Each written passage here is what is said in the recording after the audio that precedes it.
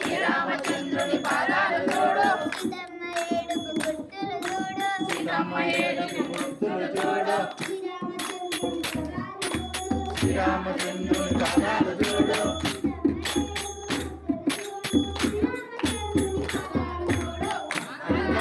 కొండగట్టులో గణ గణ గంటలు గణము